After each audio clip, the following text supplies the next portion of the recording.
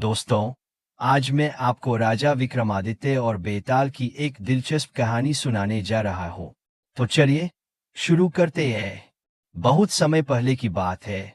उज्जैन के राजा विक्रमादित्य, जिन्हें विक्रम के नाम से भी जाना जाता था, बड़े ही साहसी और न्यायप्रिय राजा थे।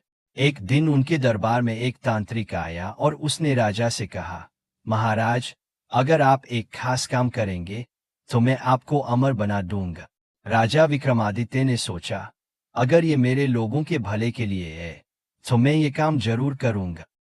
और उन्होंने तांत्रिक की चुनौती को स्वीकार कर लिए। तांत्रिक ने उन्हें एक पीपल के पेड़ से बेताल को लाने के लिए कहा। विक्रमादित्य रात में जंगल गए और पेड़ पर एक लटका हुआ शव पाए।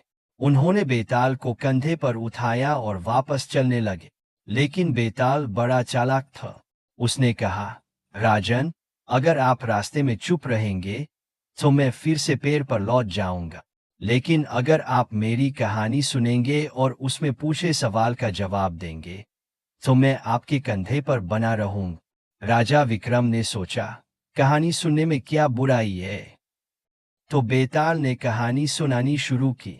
उसने एक ऐसी कहानी सुनाई जिसमें तीन भाइयों ने एक ही लड़की से शादी का सपना देखा था, लेकिन जब वो लड़की मर गई तो तीनों ने उसे जिंदा करने की कोशिश की। अब सवाल था, असली पति कौन था? राजा ने जवाब दिया, जो भाई उसकी आत्मा की शांति के लिए तपस्या कर रहा था, वही असली पति था। हर बार राजा सही जवाब देते और बेताल फिर भाग जाता। ऐसा कई बार हो। अंत में बेताल ने राजा को सचेत किया कि तांत्रिक धोखेबाज है और उसे मारने की योजना बना रहा है। राजा ने अपनी बुद्धिमत्ता से तांत्रिक को मात दी और बेताल को आजाद कर दिए। इस कहानी से हमें ये सीख मिलती है कि जीवन में कितनी भी मुश्किलें आए, अगर हम धैर्य और समझदारी से काम लें तो हर समस्या का हल निकाल सकते हैं। जैसे विक्रमादित्य ने हार नहीं मानी, हमें भी कभी हार नहीं माननी चाहिए। अगर आपको ये वीडियो पसंद आया हो तो लाइक बटन दबाना न भूलें और ऐसे ही और कहानियों के लिए सब्सक्राइब करें। आपका सपोर्ट मेरे लिए बहुत मायने रखता है और इससे मुझे और मेहनत करने की प्रेरणा मिलती है। ये सब आपके लिए ही है। अगले वीडियो में मिलते हैं, तब तक के लिए खुश रहिए।